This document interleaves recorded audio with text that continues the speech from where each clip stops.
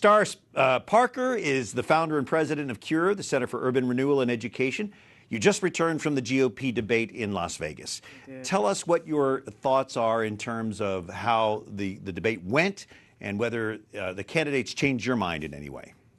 Well, I'm following most of these candidates, but I have to tell you, Brian, I went into Las Vegas coming from Italy. I was there when the doors were opened for the year of Jubilee of Mercy. The Holy Door. The Holy Door and Mercy. And so getting to the GOP debates, to come in from that excitement that was there in Roma a week or so ago, to then come to the GOP debate, it more focused on what's at stake for this country and for the world.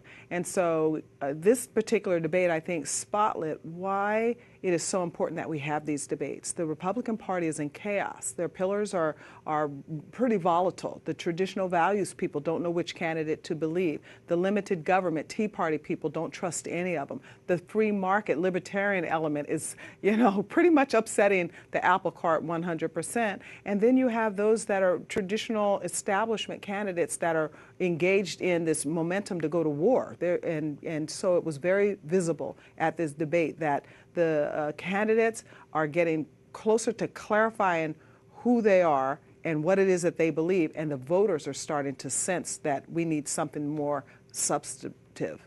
Pretty messy, the way you describe it. It was messy inside. There were hecklers, there were boos, there was energy inside. There were those that had picked their candidate and were going to be adamant to make sure that no other candidate was heard in the audience itself. That the TV was able to screen out a little bit.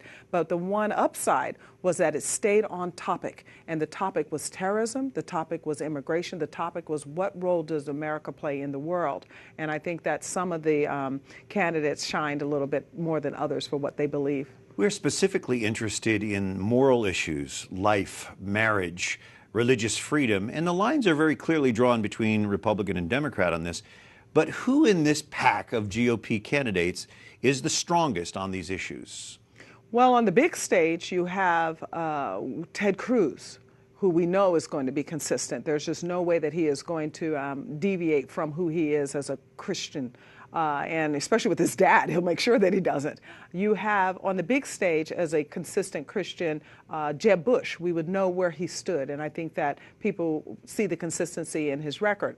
The challenge that we have this particular time is we have a lot of folks who have never held political office, so they're not on record. They can tell us things, but there's no real record to show that they are going to long-term hold out for. That is not core. It's not in their worldview. So that means that there's going to be a whole lot more lobbying efforts just to get simple things done, like defunding Planned Parenthood. There are some that are concerned about Marco Rubio and some of his supporters on issues of marriage, because if you have big billionaire donors who marriage to them includes homosexuals, then what is that pressure going to be if he were in the White House? So those questions are legitimate that Christian Catholics are asking, and make sure that they're listening very attentively to get the right answers that they need to stand before God when they go into that voting booth. I'm really curious, coming from that beautiful ceremony of the Holy Door opening I know. to this stage, literally a stage in Las Vegas. I know.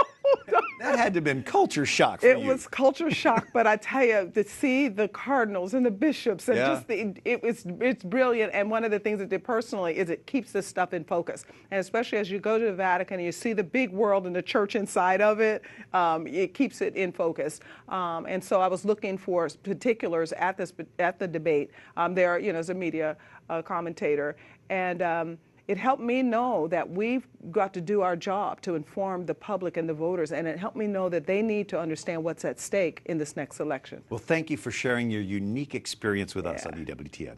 Thank Star, it's great to see you again. Thank you. Star Parker.